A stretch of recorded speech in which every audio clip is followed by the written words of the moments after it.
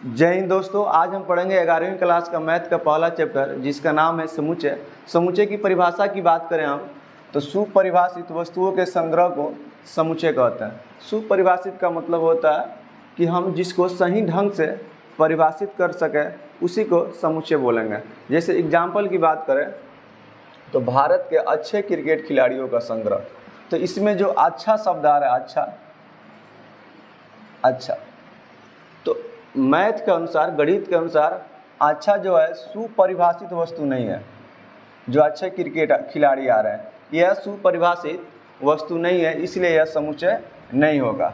एक और समझिए, इसका अगर हम कारण लिखें तो लिख सकते हैं कि अच्छे क्रिकेट खिलाड़ियों, जो शब्द इसमें आया अच्छा का कोई मापदंड नहीं है। अच्छा जो इसमें शब्द आया है, अच्छा का कोई मापदंड नहीं है कि हम माप के बता सकें कि कोई चीज़ कितना अच्छा है, कोई क्रिकेट खिलाड़ी कितना अच्छा है और कितना बुरा है। तो अच्छा और जो बुरा है इसका मैथ के अनुसार कोई मापदंड नहीं है, इसलिए यह समुच्चय नहीं होगा।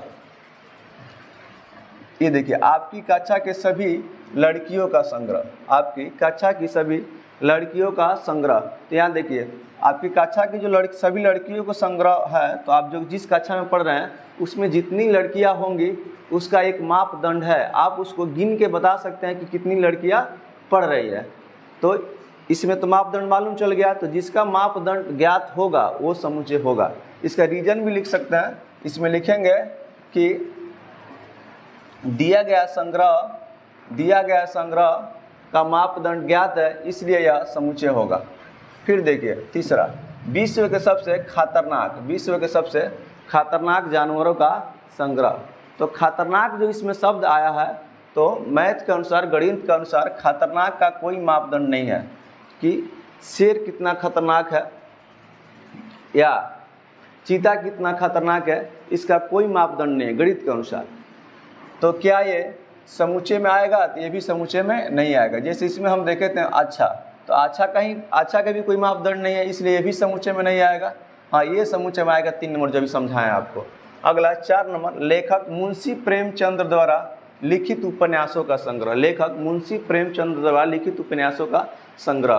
तो इसमें ध्यान दीजिएगा कि क्या हमें इसमें कोई मापदंड ज्ञात है? तो हमें इसमें मापदंड ज्ञात है, क्योंकि लेखक मुंशी प्रेमचंद जो भी उपन्यास लिखे हैं उसकी संख्या एक फिक्स है, तो उसको हम गिन के बता सकते हैं कि कितने उपन्यास वो लिखे हैं। तो इसमें हमको मापदंड ज्ञात हो रहा है, इसलिए यह समुच्चय होगा। दूसरा, सभी समपूर्णांकों का संग्रह। तो सोचिए कि सभी समपूर्णांकों का जो संग्रह होगा, क्या आप ज्ञात करके बता सकते हैं कि नहीं? इसका मापदंड हमको मालूम चल जाएगा कि नहीं चल जाएगा? तो बिल्कुल बता सकते हैं कि सभी समपूर्णांकों का संग्रह क्या होगा। इसको 2 से शुरू कर दीजिए, 2, 4, 6 आगे डॉट, तो इसमें आपको मालूम चल जाएगा, इसलिए यह क्या होगा? समुच्चय होगा। आगे, विश्व के सुंदर लड़कियों का संग्रह। देखिए फिर से आ गया सुंदर। तो गणित के अनुसार क्या सुंदर का कोई मापदंड है कि जिसको हम माप के बता सके कोई लड़की कितनी ज़्यादा सुंदर है चाहे कितनी कम सुंदर है? इसका कोई मापदंड नहीं है, इसलिए ये भी समुच्चय में नहीं आएगा। तो सुंदर आ गया, खतरनाक आ गया, अच्छा आ गया, इस शब्द का कोई मापदंड नहीं है, इसलिए समुच्चय में नहीं आएंगे। ये देखिए 7 नंबर, जे अक्षर से प्रारंभ होने वाले वर्ष के सभी महीनों का संग्रह। जे अक्षर से प्रारंभ होने वाले सभी महीनों का संग्रह। आप बिल्कुल इसका मापदंड है, आप गिन के बता सकते हैं। जनवरी हो गया, जुलाई हो गया, जून हो गया, तो इस चीज़ों को आप काउंट करके बता सकते हैं कि कौन कौन महीना है जिसका शुरुआत किससे होता है? जे से होता है, इसलिए ये भी आपका संग्रह होगा। आगे, भारत के 10 प्रतिभाशाली लेखकों का संग्रह। भारत के 10 प्रतिभाशाली लेखकों का संग्रह। तो क्या प्रतिभाशाली का कोई मापदंड है? मैथ गणित के अनुसार प्रतिभाशाली का कोई मापदंड नहीं है।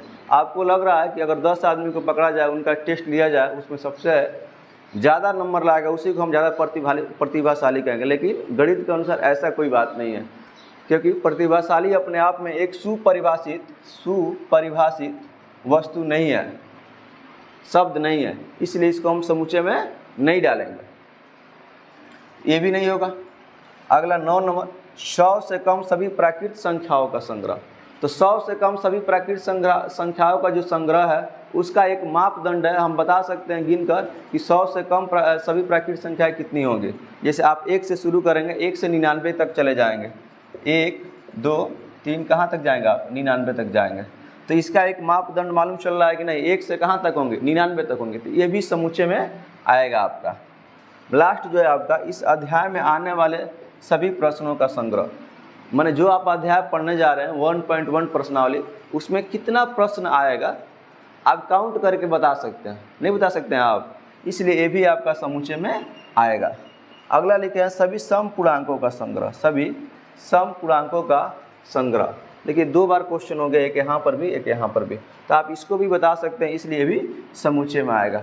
तो यहाँ तक चीज़ कि आप समुच्चय का परिभाषा समझ गए होंगे और एग्जाम्पल भी हमने बता दिया, इसके द्वारा आप समझ सकते हैं। देखिए जो जो शब्द आएगा जिसका कोई मापदंड नहीं होगा उसके समुच्चय में नहीं डालेगा। जिससे कहें कि आपके गांव के 10 विख्यात लड़कों का, 10 विख्यात विद्वानों का संग्रह, माने आपके गांव में जो पढ़े लिखे हैं उसमें 10 विख्यात विद्वानों का संग्रह बताइए, क्या ये समुच्चय होगा? नहीं होगा, क्योंकि विख्यात जो है आपका, विख्यात का कोई मापदंड नहीं है कि हम बता सके कोई कितना विख्यात है चाहे कोई कितना कम विख्यात है। इस चीज़ को आप समझ रहे होंगे। अब आगे हम समुच्चय का निरूपण पढ़ेंगे और समुच्चय को किस तरह लिखते हैं उसकी 2 विधियाँ होती है, बिल्डर फॉर्म और एक और आपका होता है, उस चीज़ को हम देखेंगे। तब तक के लिए जय हिंद।